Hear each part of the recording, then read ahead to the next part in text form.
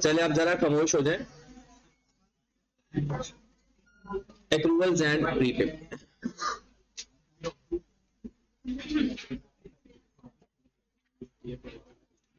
सबसे पहले हमें पता होना चाहिए कि एक्रूवल कॉन्सेप्ट बजाते खुद क्या है।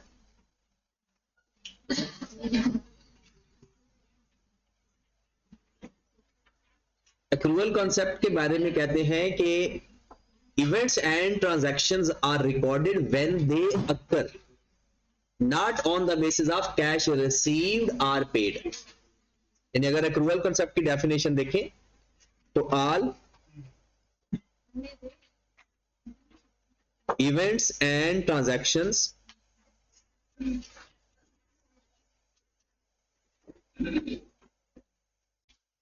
are recorded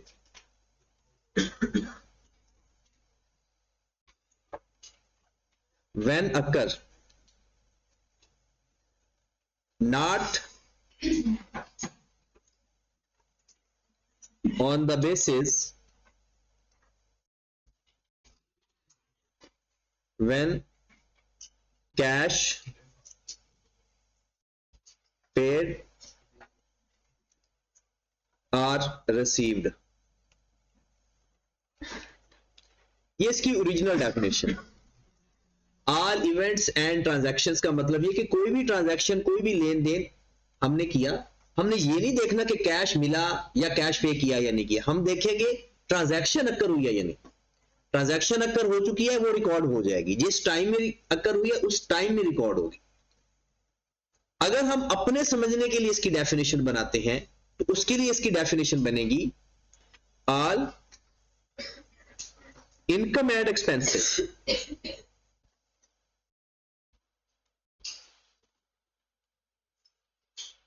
all income and expenses are recorded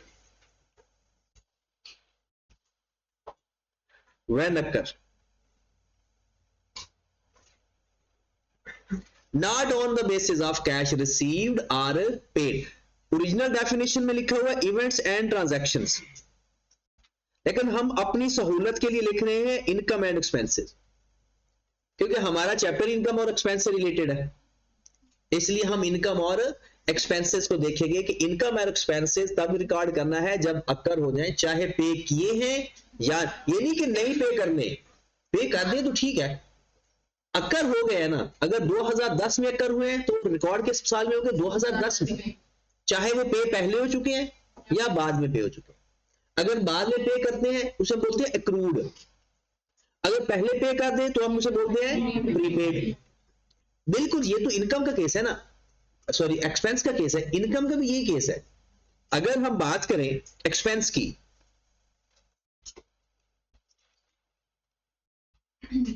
expenses के बारे में तीन बातें हो सकती हैं।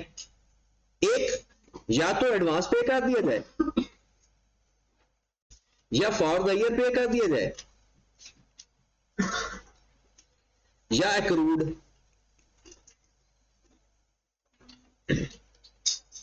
एडवांस का मतलब है अगले साल का एक्सपेंस इसी साल पे कर दिए जाए, उसे बोलते हैं एडवांस। फॉर द ईयर का मतलब क्या होगा? इसी साल का एक्सपेंस है, पे भी इसी साल हुआ है। और एक्रूड का मतलब क्या होगा? अक्कर हो गया, इस साल का एक्सपेंस अभी पे नहीं किया, इस साल का एक्सपेंस अभी पे। ये जो चीज होती है ना, डबल इफेक्ट हमने लेना है। एक तो उसका इफेक्ट ये है एक्सपेंस, वो एक्सपेंस तो है। अगर हमने कोई एडवांस एक्सपेंस पे कर दिया ना तो उसे हम बोलते हैं प्रीपेड, और वो किस में चला जाता है? एसेट में। अगर कोई एक्रूड हो वो हमारे लिए बनती है लायबिलिटी।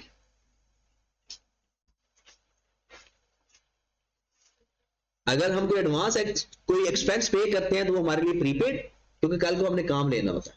और अगर हमने अभी एक्सपेंस पे नहीं किए बट अक्कर हो चुके हैं तो वो हमारी क्या हो जाएगी? लायबिलिटी। बिल्कुल इसी तरह से इनकम के बारे में बात है। इनकम भी एडवांस रिसीव होती है, पे नहीं होती। एडवांस, उसका एक नाम होता है अनअर्न्ड इनकम।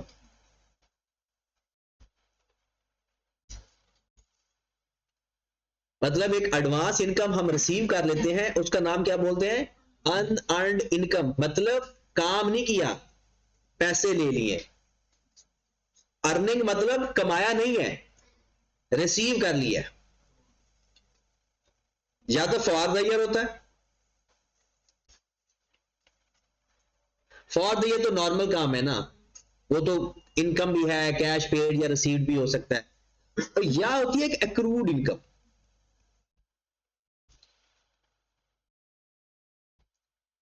एक्रूड इनकम कौन सी इनकम होगी? है काम कर लिया है, अभी पैसे नहीं मिले।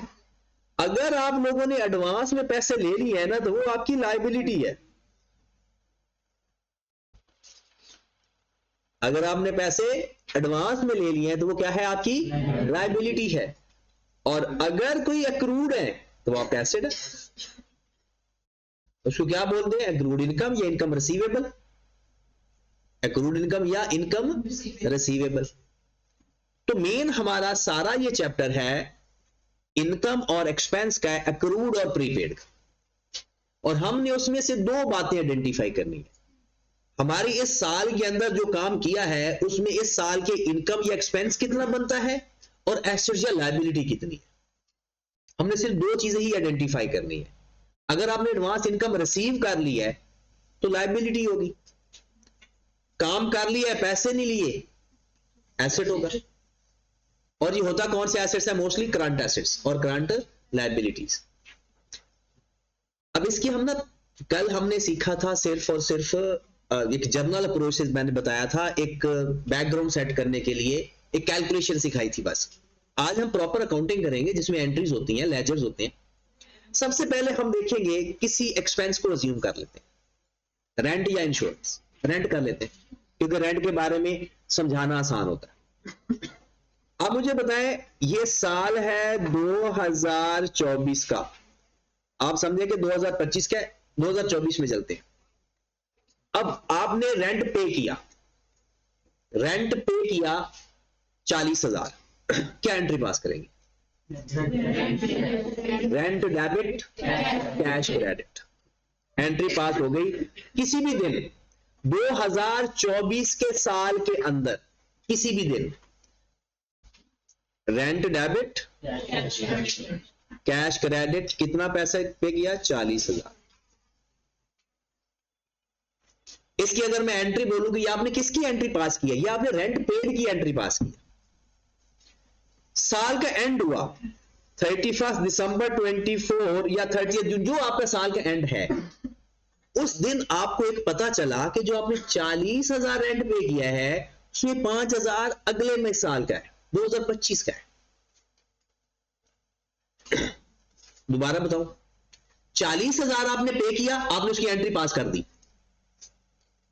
आपने ट्रायल बैलेंस भी बना लिया, आपने ट्रायल बैलेंस भी बना लिया, आपने एंट्री भी पास कर ली, आपने जनरल एंट्री पास की होगी, कैश टू रेंट। उसके बाद आपने लेजर बनाया होगा। कुछ किसी को नींद आ जाए तो मुझे पहले बता देना, मैं थोड़ी ब्रेक लगा लूंगा, लेकिन समझना प्रॉपर है, ठीक है। आपने एंट्री पास की होगी, रेंट डेबिट कैश क्रेडिट, फिर दो लेजर बनाए होंगे, एक कैश का लेजर, एक रेंट का लेजर, उसके कैरी ऑन आए होंगे, वो चले गए ट्रायल बैलेंस के अंदर। अब ट्रायल बैलेंस के बाद हमें ऑडिट करने गए या बाद में पता चला कि भाई वो जो 40,000 का रेंट है ना, उसमें 10,000 तो एडवांस है, और हमने किसमें लिखा हुआ है? रेंट को डेबिट करने का मतलब क्या है? हमने तो एक्सपेंस लिखा हुआ है, लेकिन इसमें तो 10,000 एडवांस है, वो तो 2025 का है। तो क्या करना चाहिए? रेंट में से निकाल देना चाहिए और उसको प्रीपेड रेंट के नाम से एसेट में लिखना चाहिए। इसे बोलते हैं एडजस्टमेंट करना। क्या बोलते हैं इसे? एडजस्टमेंट करना। होता यह है, हमें पहले एक एंट्री पास कर चुके होते, वो जब जैसे जैसे आपको किसी ने कहा जी रेंट पे किया है, आपने एंट्री पास कर दी। क्या एंट्री पास की? Rent debit cash credit. तब आपको नहीं पता था कि इसमें एडवांस कितना है या अक्रूड कोई है या नहीं है। ट्रायल बैलेंस भी बन गया। अब पता चला एडिशनल इंफॉर्मेशन में, बाद में पता चला कि जो रेंट पेड है ना ऊपर, उसमें 10,000 एडवांस है।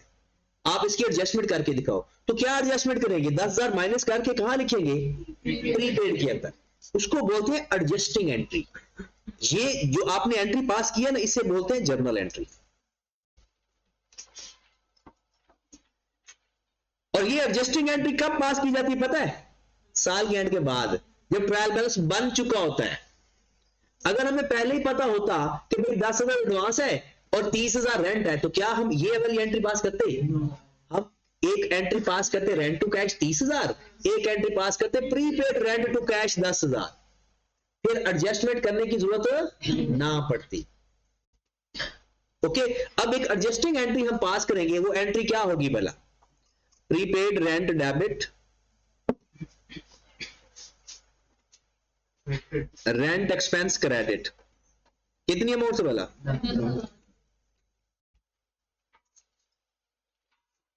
ये कब? जब बाद में पता चले कि आपने एडवांस रेंट पे किया है, तो एडवांस रेंट की एंट्री क्या पास करेंगे? Prepaid rent debit. आप कहोगे सर कैश क्रेडिट कर दे, कैश तो मेरा पहले क्रेडिट हो चुका है, 40,000 से क्रेडिट हो चुका है। गलत क्या डेबिट हुआ उसमें? रेंट होना चाहिए था 30,000 से डेबिट, और हमने रेंट को 10,000 से कम कर दिया। और अकाउंटिंग में कम या ज्यादा कैसे करते हैं? डेबिट क्रेडिट करके। इसको बोलते हैं adjusting entry eight the end of the year. उसके बाद 2025 का साल आ गया। 2025 में ये जो 10,000 एक्सपेंस, रेंट एक्सपेंस था, वो सच में रेंट एक्सपेंस बन गया। अब या तब भी प्रीपेड रहेगा, तब क्या बन गया? रेंट एक्सपेंस बन गया। तो फिर क्या एंट्री पास करेंगे?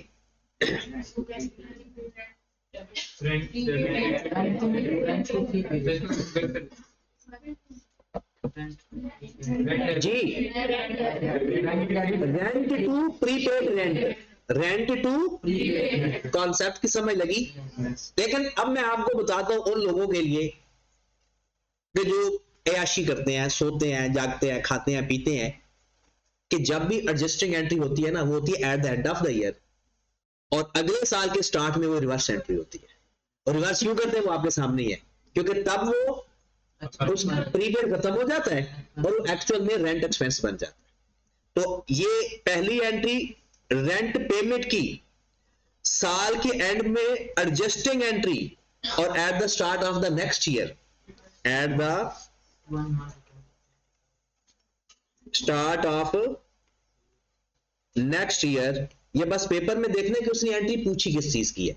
क्या रेंट पेड की एंट्री पूछी है, क्या साल के एंड की एडजस्टिंग एंट्री पूछी है, या अगले साल के स्टार्ट की एंट्री पूछी है। उस हिसाब से आपने एंट्री पास कर देनी।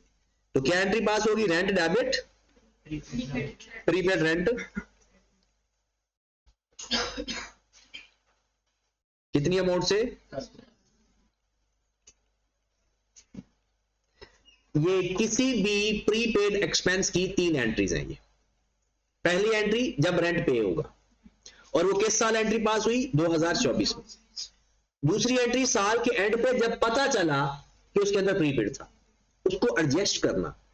अगर प्रीपेड होगा तो क्या करेंगे? एक्सपेंस में से माइनस करके करंट एसेट में लिख देंगे, एक्सपेंस में से माइनस करके करंट एसेट लिख देंगे।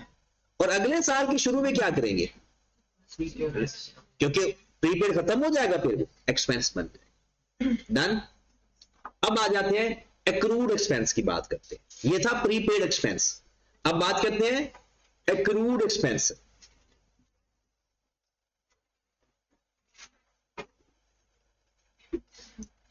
सैलरी की बात कर रहे हैं या रेंट की बात कर रहे हैं? सैलरी कर रहे थे जी। आपने 60,000 सैलरी पे की, बताओ क्या एंट्री पास करोगे? 60,000 सैलरी पे की।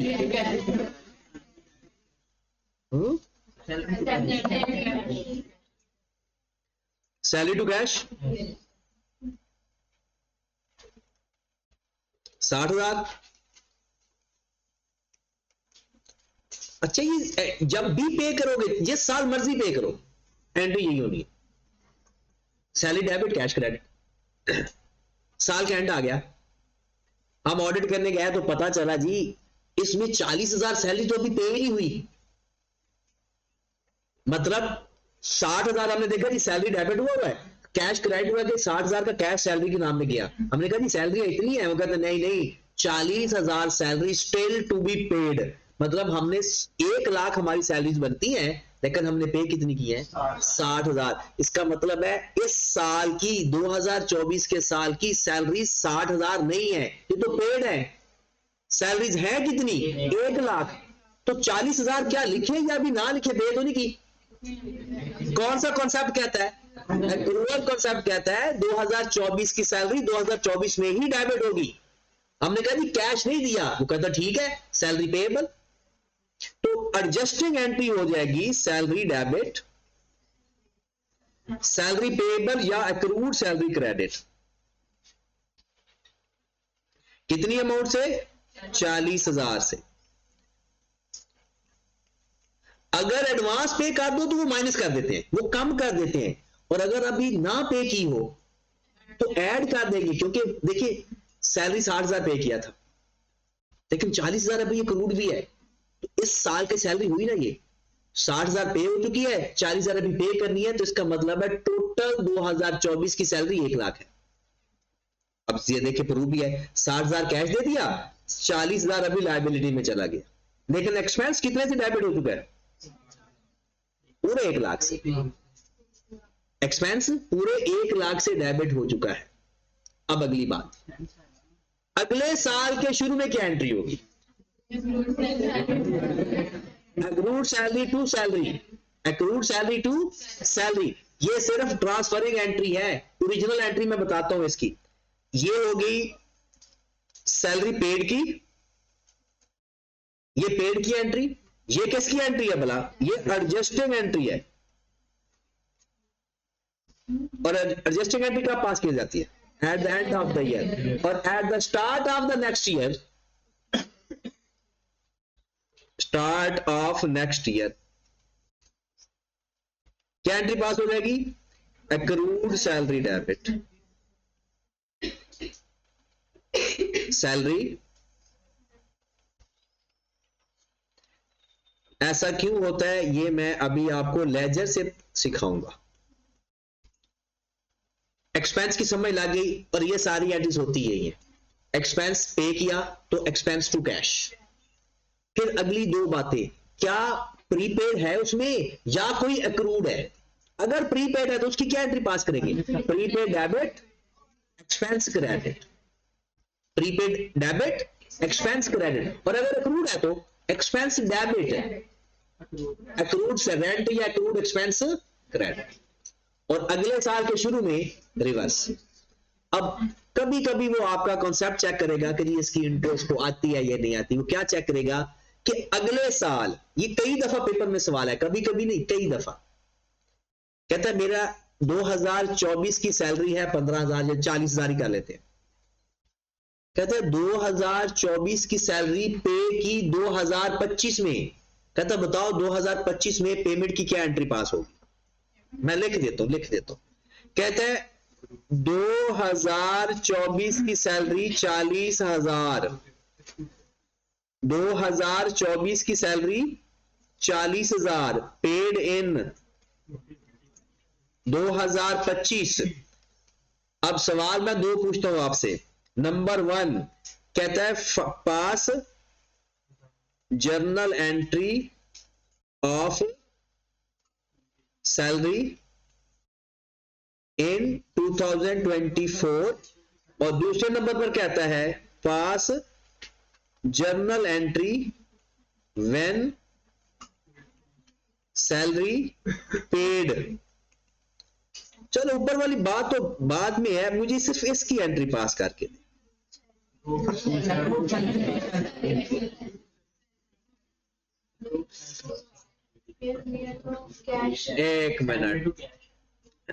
एक मिनट ज़ैनब,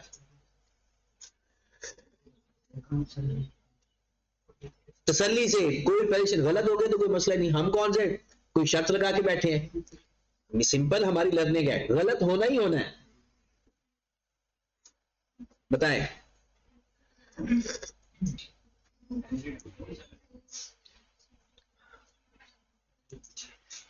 ताहा,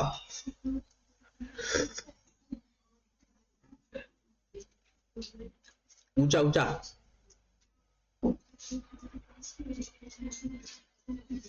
नबिया accrued salary to salary, accrued salary to further same, cash credit करेंगे, accrued salary को credit। कैश क्रेडिट करेंगे, accrued सैलरी को डेबिट करेंगे। जी जी जी हाँ, सैलरी टू सर लिखी तो 2024 में ही जा चुकी है, तो कैश तो भी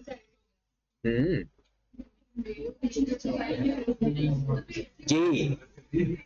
अच्छा वैसे भी आपको पता है, अब रिकॉर्डिंग तो मैंने आपको दे देनी है और वो यूट्यूब पर जानी है और वहां पर लोग बड़े हंसेंगे, ये कैसी कैसी एंट्रीज पास हो रही है। और जब ये भी लिखा होगा सीए के बच्चे हैं, लेकिन ये नहीं पता होगा, ये हम नहीं बताएंगे कि आप बीआरसी भी कर रहे हैं, अभी शुरू नए नए हो। अच्छा अब बात जाहिर की तरह, अच्छा एक बात जो प्रैक्टिकली आपने सोचनी है ना, वो ये कि आपने कभी गुनाह नहीं करना। गुनाह किसे कहते हैं? कोई ऐसी चीज जो हुई नहीं, लेकिन आप ये देखें, ये क्या लिखा हुआ है, व्हेन सैलरी, ये पहली बात कि कैश में क्रेडिट होना ही होना है। क्या नजर नहीं आ रहा? जिस बंदे की एंट्री के अंदर कैश क्रेडिट नहीं हो रहा ना, उसका वो वाजिबुल कत्ल है। लफ्ज लिखा हुआ सैलरी पेड, पेड का मतलब क्या होगा? कैश गया, क्वेश्चन पे किया तो कैश में तो क्रेडिट होना ही होना है। अब पे कब कर रहे? 2025 में सैलरी थी 2024 की, सैलरी 2024 में डेबिट हो चुकी थी, अब लायबिलिटी पे कर रहे हैं। अब क्या पे कर रहे हैं? तो लायबिलिटी खत्म हो जाएगी, accrued salary debit, cash credit.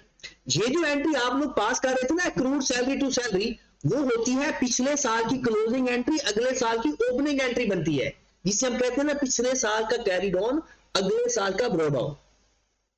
जो हम ऐसा होता है ना, पिछले साल का कैरीड ऑन को अगले साल का ब्रॉड ऑन समझते हैं ना, वो चीज है। इसलिए मैं ये एंट्री बताई, जब एक्चुअल में सैलरी पे करेंगे। अच्छा अगर ये 2024 में पे होती तो एंट्री पास होती सैलरी टू कैश। 2025 में किस साल की एंट्री सैलरी पे हो रही है? 24 की। इसका मतलब है अगर आपने सैलरी डेबिट कर दिया ना 2025 में, इसका मतलब है आपने तो उस दिन एक्सपेंस डेबिट कर दिया। एक्सपेंस तो ये है ही नहीं, एक्सपेंस तो ये 24 का है, पेमेंट कब हो रही है? 25 में। तो हमने देखना है कि 25 का एक्सपेंस पे हो रहा है या 25 वाले साल में लायबिलिटी पे हो रही है। 2024 की सैलरी थी तब पे नहीं की आपने एंट्री, तब भला क्या पास होनी थी? नहीं, सैलरी टू कैश तब एंट्री पास होनी थी, salary debit, accrued salary credit. और लकीर के फकीरों 40,000, देखिए 2024 में सैलरी बनी 40,000, क्या पे कर दी? अगर पे होती तो फिर 25 में क्यों पे करते? तो तब एंट्री, ये एडजस्टिंग एंट्री नहीं है, ये हमें पहले ही पता होता है। वो जो एंट्री हमने पास की है ना, वो पहले हम एंट्री पास कर चुके होते हैं, बाद में पता चलता है इसमें एक्रूड है या प्रीपेड है। ये वो एंट्री जो हमें पता है कि भाई ये एक्रूड है, तो एक्रूड सैलरी की एंट्री क्या पास होगी? Salary debit, accrued salary credit. और जब ये पे होगी तो कैश क्रेडिट और एक्रूड सैलरी, ठीक होगी बात। और ये एंट्री पेपर में कई दफा पूछी गई है, मतलब आपको भी किसी ना किसी को जरूर आएगी कि वो कह देगा कि कभी पिछले साल की एंट्री पे करवा देगा, अगले साल की एंट्री पे कर, कभी वो कहेगा जी पेमेंट की एंट्री पास करो, कभी कहेगा एक्सपेंस की एंट्री पास करो। ठीक है, तो फिलहाल इसको वापस ले जाते हैं हम, अपने वापस पुरानी एंट्रीज पे जाते हैं।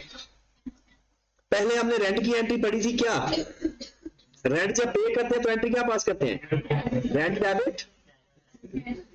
अच्छा ये मैंने रेंट पे कर रहा हूं, लायबिलिटी पे नहीं कर रहा। फिर पता चला कि इसमें प्रीपेड है, तो इसको एडजस्ट करेंगे। तो एडजस्टमेंट कैसे होगी? Prepaid rent debit, rent credit. फिर अगले साल के शुरू में क्या एंट्री पास करेंगे? Rent debit, prepaid rent credit.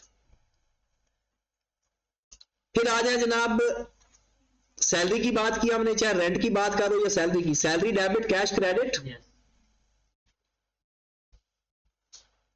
फिर हमें पता चला कि कोई सैलरी अभी पेएबल है, जो सैलरी पेएबल हो उसकी क्या एंट्री होती है? ये वो सैलरी है जो पे हो चुकी है। अब ये वो सैलरी है जो अक्कर हो चुकी है, लेकिन पे जो सैलरी अक्कर हो जाए उस साल पे ना हो, उसकी एंट्री क्या पास करेंगे? Salary debit, accrued salary credit. और अगले साल के शुरू में accrued salary debit, salary credit. Cash तब क्रेडिट करेंगे जब पे करेंगे। अभी इसका कैरिडोर को ब्रोदन बनाया है, जब पे करेंगे फिर accrued salary debit, cash credit. ये तो बात हुई एक्सपेंसेस की। अगर हम साथ ही इनकम की बात कर लें, अब इनकम को थोड़ा सा दिमाग में चलाएंगे, उसके हिसाब से देखेंगे। सपोज दैट हमें इनकम रिसीव हुई, कोई भी इनकम, इन्वेस्टमेंट इनकम ले लें, कमीशन ले लें, कोई भी इनकम। जब हमें इनकम मिलती है क्या एंट्री पास करें? Cash debit. जब मैं बोल दूं इनकम रिसीव्ड, उसका मतलब है कैश डेबिट में कर रहा हूं। कैश डेबिट, कैश डेबिट वो इनकम, ठीक होगी बात? पैसे भी कुछ लिख देते हैं। अच्छा, अगर अब मैं एडजस्टमेंट में बता रहा हूं, ये एंट्री पास करने के बाद बता रहा हूं, ये इसमें 1000 प्रीपेड है, 1000 एडवांस इनकम है, तो क्या करूं? एडवांस इनकम है इसमें 1000, अगले साल की इनकम भी मैंने ले चुका हूं, तो वो तो मेरी लायबिलिटी नहीं होती।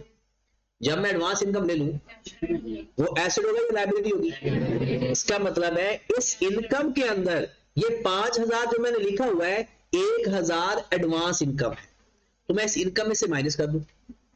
जब इस इनकम में से माइनस करूंगा तो इसको क्या करूंगा? डेबिट।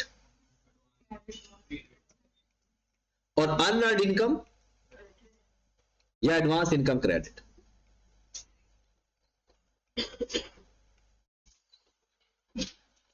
साल के एंड में पता चला कि इसमें 1000 एडवांस इनकम है। एडवांस इनकम हमारी लायबिलिटी होती है, और इनकम में प्लस करेंगे, माइनस करेंगे, क्योंकि वो तो अगले साल की इनकम है। तो एक बात तो कंफर्म होगी ना, चाहे एडवांस एक्सपेंस हो चाहे एडवांस इनकम हो, वो माइनस कर देते हैं और अगले साल उसको एसेट या लायबिलिटी बना देते हैं। अगर एक्सपेंस एडवांस में पे करो तो वो एसेट बन जाएगा, और अगर इनकम एडवांस में ले लो तो लायबिलिटी बन जाएगी।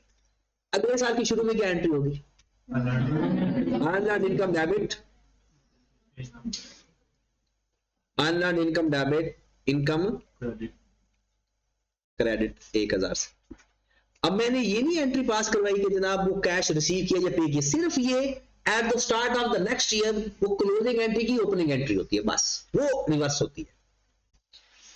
अब ये आपने बताना है कि मैंने इनकम रिसीव की, क्या एंट्री पास करूंगा? इनकम रिसीव की, कैश डेबिट 7000।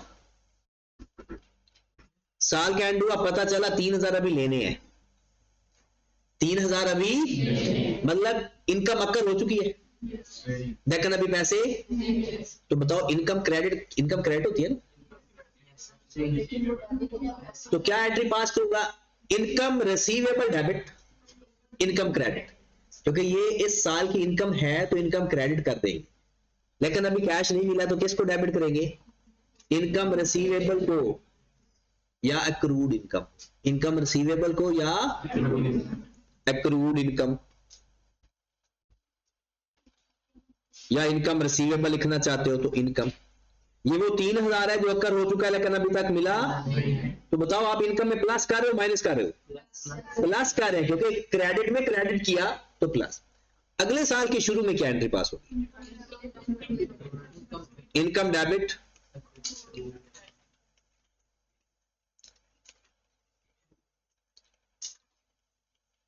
चलो एक दफा सिर्फ आखिरी एंट्री बताएं, फिर इसको थोड़ा समअप करते हैं।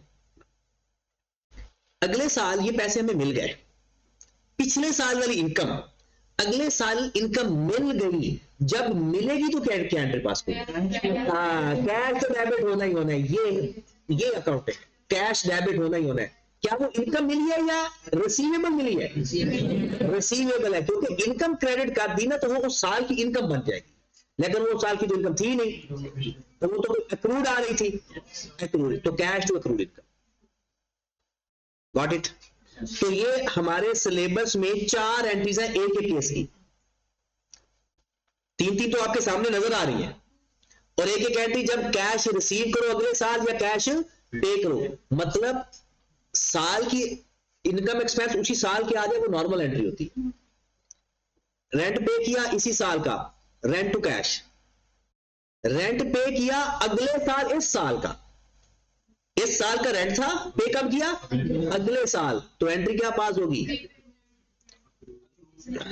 एक्रूड रेंट पे कर रहे हो, एक्रूड रेंट। देखिए ना, इस साल का रेंट अगले साल पे कर रहे हो, इसका मतलब इस साल लायबिलिटी बन गई, पे जो नहीं किया, तो अगले साल जब पे करोगे तो लायबिलिटी खत्म होगी, लायबिलिटी को डेबिट करोगे, तो लायबिलिटी डेबिट, कैश क्रेडिट।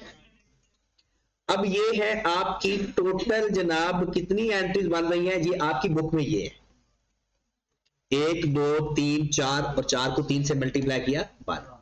लेकिन वो जो एंट्री हमने पेमेंट किया ना अगले साल की, वो पेपर में पूछी जाती है, वो आपकी बुक में नहीं है, लेकिन पेपर में वो पूछी जाती है।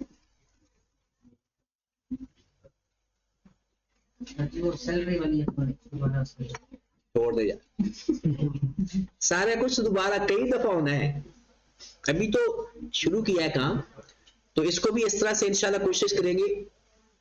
जैसे ही बैड डेट्स का चैप्टर ये खत्म होगा ना, तो हम इन दोनों चैप्टर का एक टेस्ट रख लेंगे। कल कौन सा कल बैड डेट्स के ले लेते हैं, लेकिन कल थोड़ा डिफरेंट नेचर का होगा जी। पिछले चैप्टर को बताते हैं। पिछले चैप्टर अभी ना ये थोड़ा सा देख लेना, क्योंकि पिछले चैप्टर तो एक एक दिन की है नहीं, टेस्ट के तौर पे। हाँ 1 2 3 एक दिन की है, कोई एक चैप्टर का टेस्ट ले रहा है, इसका देखते हैं। अच्छा उसका पहले ना, अब कुछ लोग तो अभी नजर नहीं आ रहे, वैसे उन्होंने पढ़ा ही नहीं हुआ, उनका कुछ जनरल एंट्री के कुछ का इश्यू है, तो मैंने उनको लेक्चर शेयर किए हुए, वो थोड़े से लेक्चर ले लेना, तो फिर मैं रिवीजन करवा दूँ उनकी, वो तो कर लेगी, उसका तो 2-3 दिन में हो जाएंगे तीनों चैप्टर। मेन अब हमारा टारगेट, उसमें सबसे बड़ा जो चैप्टर है ना हमारा, वो IS2 है, उस इन्वेंटरी में वो थोड़ा टाइम टेकिंग है उसी साल की वो ऐड होते हैं जी, उसी साल की इनकम में ऐड, क्योंकि इनकम तो उसी साल की है। सर जी वो साल में डेबिट क्यों हुई है दूसरे नंबर में? कहाँ पे? वो दूसरे नंबर ये अच्छा, ये वो सैलरी है जो अभी पे नहीं की लेकिन हो चुकी है, अब सैलरी हो गई, मतलब काम लोगों ने कर लिया लेकिन अभी तक आपने पैसे नहीं दिए, तो क्या ये इस साल की एक्सपेंस है या नहीं? तो सैलरी डेबिट होगी, कैश क्रेडिट नहीं हुआ, तो उसकी जगह हमने क्या लिख दिया? Accrued salary. चलिए जनाब नेक्स्ट, अब आ जाए लेजर्स, इसी एंट्रीज के लेजर बनाते हैं।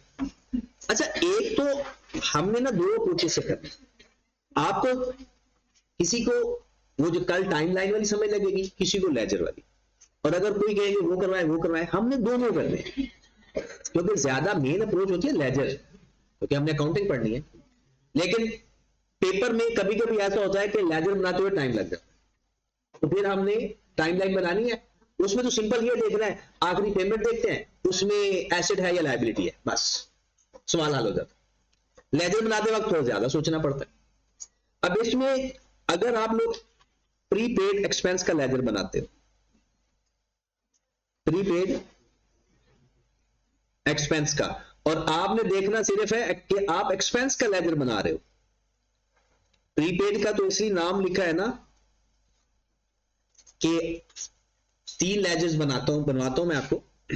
प्रीपेड एक्सपेंस बताएं इसका ब्रॉड किस साइड पर आना चाहिए, डेबिट साइड पर या क्रेडिट साइड पर? प्रीपेड एक्सपेंस हमारा प्रीपेड एक्सपेंस हमारा एसेट होता है या लायबिलिटी? एसेट होता है, तो इसका ब्रॉड डाउन डेबिट साइड पर, ठीक है। फिर मैंने एक्सपेंस पे किए तो क्या एंट्री पास करता हूं? एक्सपेंस पे किए तो क्या एंट्री पास करता हूं? एक्सपेंस डेबिट कैश क्रेडिट, तो एक्सपेंस डेबिट करूंगा किस नाम से? ये मेरी पहली वाली एंट्री पोस्ट हो गई जब एक्सपेंस पे किए, और ये कौन सा साल है? 2024। साल के एंड में पता चला कि जो मैंने एक्सपेंस पे किए हैं उसमें प्रीपेड है। साल के एंड में पता चला कि जो मैंने पे किए हैं उसमें क्या है? प्रीपेड है। प्रीपेड की एंट्री क्या पास करते हैं? Prepaid rent debit expense credit. तो एक्सपेंस में क्रेडिट कर दूंगा किस नाम से, लेकिन उसको लिखते क्या है? Carried on. क्या लिखेंगे उसको? Carried on. ये साल के शुरू में प्रीपेड था, ये साल के एंड में प्रीपेड है, और ये साल में पेड है। ठीक होगी बात? और इसको करेंगे क्लोज, जैसे करते थे बैड डेट्स का लेजर क्लोज। बड़ी साइड का टोटल पहले, इस साइड पर जो अमाउंट आएगी उसको किस नाम से लिखेंगे? एसओपीएल या एसपीएल, एक ही बात है, स्टेटमेंट ऑफ प्रॉफिट एंड। पता है इसका मतलब क्या है? ये इस साल का एक्सपेंस है। इसका मतलब क्या है? इस साल इतना पे किया था। इसका मतलब क्या है? इस साल इतना एडवांस पे किया हुआ है, और इसका मतलब है पिछले साल जो एडवांस पे कर दिया था। मतलब इन चारों वैल्यूज का मतलब होता है, और इसके अंदर पांचवी वैल्यू है ही नहीं। ब्रॉडर का मतलब क्या होगा? पिछले साल एडवांस पे किया हुआ है। कैरिड ऑन का मतलब क्या है? जो इस साल कैश पे किया है ना, उसमें एडवांस कितना है, और जो बाकी बच जाएगा वो किस में चला जाएगा? एसपीएल के अंदर। अब डायरेक्ट करें।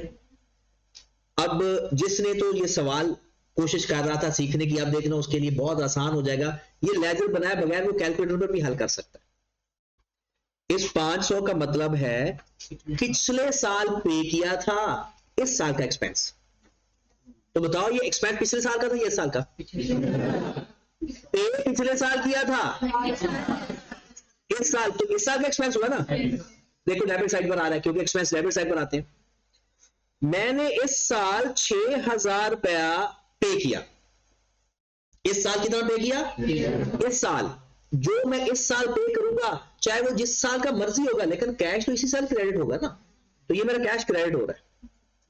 अब अगली बात, बाद में मुझे पता चला कि 6,000 के अंदर ना 1,000 मैंने अगले साल का पे कर दिया है। इस 6,000 के अंदर 1,000 मैंने अगले साल का पे कर दिया है। तो क्या वो इस साल का एक्सपेंस है या वो अगले साल जाएगा? जो अगले साल का प्रीपेड होगा वो मैं यहां लिख दूंगा। अब सारी बातें छोड़े, एसपीएल को फाइंड करने की बजाय ये 500 किस साल का एक्सपेंस है? पिछले साल का था या कितने? अच्छा जो सो रहे हैं ना वो तो सो जाए, बाकी बताएं। पिछले साल पे किया था एडवांस में, पिछले साल एडवांस पे किया था, तो एक्सपेंस तो मेरे साल का होगा ना। गुड।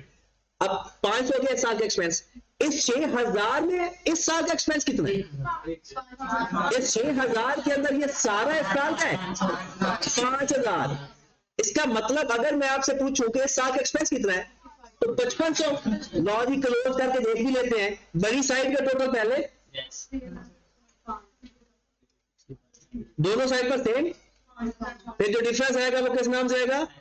और जी ये लेजर एक ड्रामेबाजी है ये कॉमन सेंस आपको पता होना चाहिए। अगर ये सही समझ जाओ ना, तो जिंदगी में आपसे गलती नहीं होगी, और अकाउंटिंग का कभी पेपर फेल होगा ही नहीं। यानी अकाउंटिंग का पेपर फेल करना ना, मैं कहता हूं बहुत ही हिम्मत वाली बात है। वरना ये नॉर्मल फेल नहीं होता, ऐसे आम नहीं फेल हो जाता। यानी फेल करने के लिए बड़ी एक्स्ट्रा ऑर्डिनरी हिम्मत करनी पड़ती। पास तो ये हो जाएगा, मतलब थोड़ा सा सीख लो। अब देखो सादा सी बात है, आपको आपसे वो सवाल में क्या पूछेगा? बताओ जी 2024 के साल का एक्सपेंस कितना है, और वो ये बताएगा पिछले साल मैंने इस साल का एक्सपेंस किया 500 पे, इस साल के 6,000 में मैंने 1,000 अगले साल का पे कर दिया, तो बताओ इस साल का खर्चा कितना है? तो सादा सी बात है, 500 पिछले वाला पे किया हुआ जो एडवांस वो, और 5,000 इसमें 5500।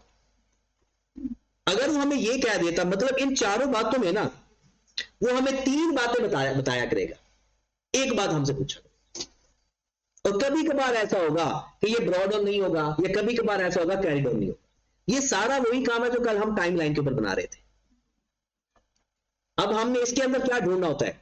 आपने सिर्फ एक लेजर बनाना है ना, तो इसमें एक बात सीखनी है इस साल पेमेंट कितनी हुई टोटल 6,000। क्या इसके अंदर कोई एडवांस या एक्रूड है?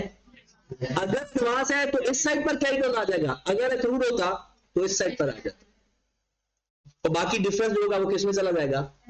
एचपीएल के अंदर। ये था एक्सपेंस का लेजर, ये प्रीपेड एक्सपेंस का नहीं है, ये तो आपको समझाने के लिए मैंने लफ्ज प्रीपेड लिखा है कि इसका ब्रॉड डेबिट साइड पर आएगा। और अगर ये एक्रूड एक्सपेंस होता,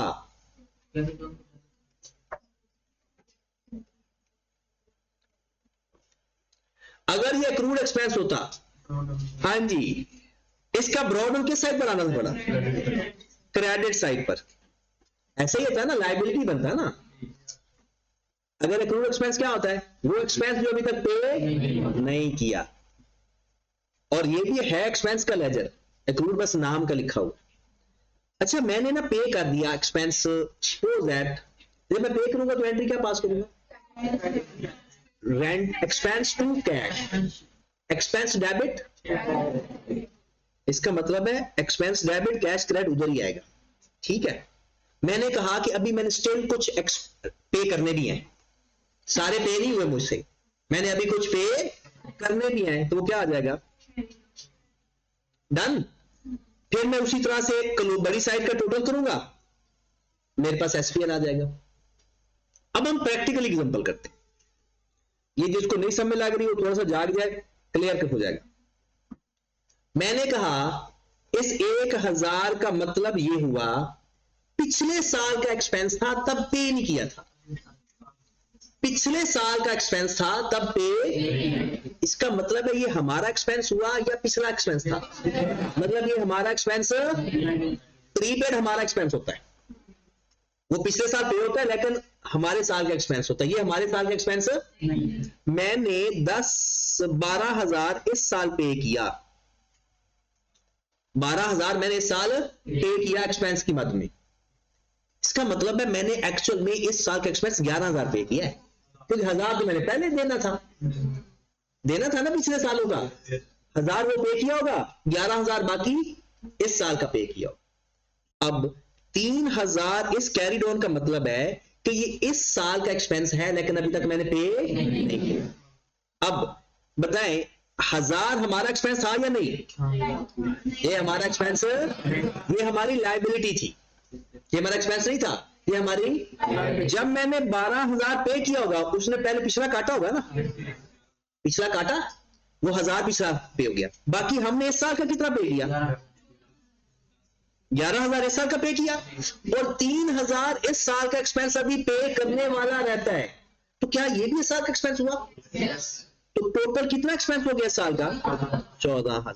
लोग इसको इस तरह से नहीं करते, वो क्या करते हैं, ये तीनों चीजें लिख लेते हैं, बड़ी साइड का टोटल पहले करते हैं, दोनों साइड पर सेम टोटल लिखते हैं, फिर जो डिफरेंस आता है वो लिखते हैं कि ये हमारा एक्सपेंस है। हमारा मेन टारगेट क्या होता है भला? इस साल का एक्सपेंस फाइंड करना, और इस साल एसेट है या लायबिलिटी है, वो कैसे फाइंड करेंगे? वो देखेंगे इसको, क्या इसके अंदर प्रीपेड है या इसके अंदर कोई अभी स्टिल पे करने वाला रहता है, वो देखेंगे कैरिड ऑन के अंदर। इसके अंदर एडवांस होता वो निकाल के कैरिड ऑन के अंदर, अगर अभी कोई पे करने वाला रहता है वो भी कैरिड ऑन के अंदर। 3-4 चीजें होगी ना, 4 में से क्या होगा? 3 बताई होगी, एक हमने फाइंड करनी। कभी वो ब्रॉडन भी हमसे फाइंड करवा लेगा कि यदि पिछले साल की लायबिलिटी बता दो, वो फिर 12,000 भी बताएगा, 3,000 भी बताएगा, फिर ये भी बताएगा। अब मैं आपकी एंट्रीज प्रूव करवा देता हूं, जो हमने एंट्रीज पास की है। सबसे पहले आपने जो पहली एंट्री पास की है ना, वो ये वाली एंट्री अब पास करके देख लो। थोड़ा सा मैं इसको साफ कर लूं जी। जो आपने पहली एंट्री बताओ क्या पास करते हो एक्सपेंस की? Expense debit. तो क्या ये एंट्री नहीं बन रही? ये एक्सपेंस का लेजर है, तो एक्सपेंस डेबिट हो रहा है, कैश क्रेडिट होगी एंट्री पहली। फिर आप दूसरी एंट्री इसकी पास करते हो, एडजस्टिंग एंट्री। एडजस्टिंग एंट्री क्या होती है भला? Expense debit, accrued expense credit. Expense debit हो रहा है, ये एक्सपेंस का लेजर है ना, तो एक्सपेंस डेबिट साइड पर हो रहा है, और एक्रूड एक्सपेंस क्रेडिट हो रहा है। इसके बाद अब मुझे बताएं, जो रूल है जो पिछले साल का कैरी ऑन है ऐसे मूव करता है, अगले साल का क्या बन जाता है, ब्रॉड ऑन। पिछले साल का कैरी ऑन, अगले साल का ब्रॉड ऑन। अब मुझे बताएं इसको इसके साथ मिलाकर एंट्री पास करें। अब एक्सपेंस डेबिट हो रहा है या क्रेडिट, क्रेडिट साइड पर आ गया ना उसकी, तो एक्सपेंस हो गया क्रेडिट। और वो जो अप्रूव किया था आपने, वो बेसिकली ये एंट्री होती है पिछले साल का कैरिड ऑन, अगले साल का जब ब्रॉड ऑन बनता है ना, तो वो रिवर्स एंट्री हो जाती है। वो कोई पेमेंट की एंट्री नहीं होती, वो क्या होती है, बस ब्रॉड ऑन से कैरिड ऑन बनाने की एंट्री। ठीक होगी बात। तो थ्योरेटिकली चैप्टर हमारा कंप्लीट हो गया। थ्योरेटिकली देखिए हमने एंट्रीज बताओ ना, एंट्रीज भूल गए ना। अच्छा थोड़ा सा ना फ्रेश रहने की कोशिश किया करो। अगर आप ये मुझे कहोगे कि हम ठीक है फलाना ढिमकाना, आप लोगों की आंखें और चेहरा सब बता देता है आपकी हालत क्या है। मतलब रात को आप सोए हो, जागे हो, भाई पढ़ने वाला तो आजकल सिनेरियो नहीं होगा ना, तो फिर आप क्या किया होगा ये मुझे तो नहीं पता, क्योंकि आज अभी तो आपने पढ़ना शुरू शायद नहीं किया होगा, क्योंकि कुछ सा ही नहीं आपको पढ़ने के लिए। लेकिन फिर भी अगर आपके चेहरे से ऐसी थकावट लगे ना, तो इसका मतलब है या तो फिर आप सारी रात जागते रहो किसी भी पर्पस के लिए, मतलब कोई फिल्में ड्रामे चलाते रहो या देखते रहो। लेकिन यह है कि थोड़ा इंप्रेशन अच्छा होना चाहिए। और आप लोग बहुत लकी हो, उसकी वजह यह है कि आप ना काफी लोग पढ़ने वाले हैं इसमें, जिसकी वजह से बाकी लोगों का भी भला हो जाता है। ये हमेशा ऐसी क्लासेस ना और ग्रुप बहुत कम लोगों को नसीब होता है। इसका सबसे बड़ा फायदा उन लोगों को होता है, क्योंकि जिसने पढ़ना है ना, उसको जिधर मर्जी बिठा दो वो पढ़ लेता है। ये उन लोगों का भला होता है जो थोड़े से एवरेज होते हैं, मतलब वो थोड़ा सा कम पढ़ते हैं, तो वो फिर क्लास के एनवायरनमेंट में पढ़ लेते हैं। तो इसलिए इसका एक बड़ा सबसे बड़ा आपको बेनिफिट ये हो सकता है कि आप लोग इस क्लास में पीछे ना रहे जाके। पीछे से रहने से मुराद ये है कि अगर ज़ाहिर सी बात है नेक्स्ट आप लोगों का कैफ स्टार्ट हो रहा है, और कैफ में अगर कोई पीछे रह गया, इसका मतलब वो पीछे रह गया, मतलब वो क्लास से टूट गया। तो ये चीज आपको बहुत बड़ा यानी धचका देगी कि अगर आपकी क्लास का बंदा कोई पीछे रह गया, उसको नहीं रहना चाहिए पीछे, निकल जाएंगे, साथ ही निकल जाएंगे, और एंड तक इकट्ठे रहना, तो निकल जाओगे। थोड़ी सी हिम्मत कर लो बस।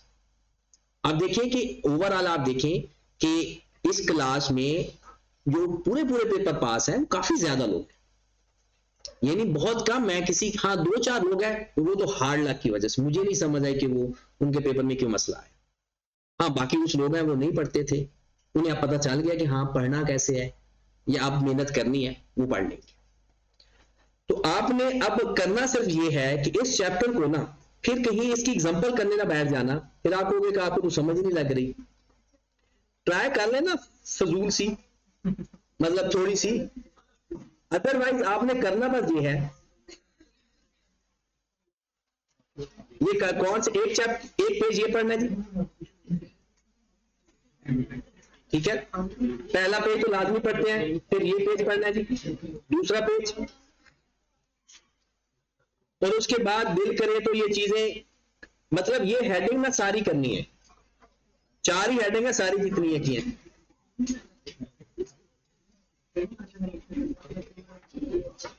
और इसकी एग्जांपल ना करना, और अगर कोशिश करनी भी है ना तो इसके कुछ क्वेश्चन ही देख लेना बस, कल इंशाल्लाह ये हमारा चैप्टर कंप्लीट हो जाएगा।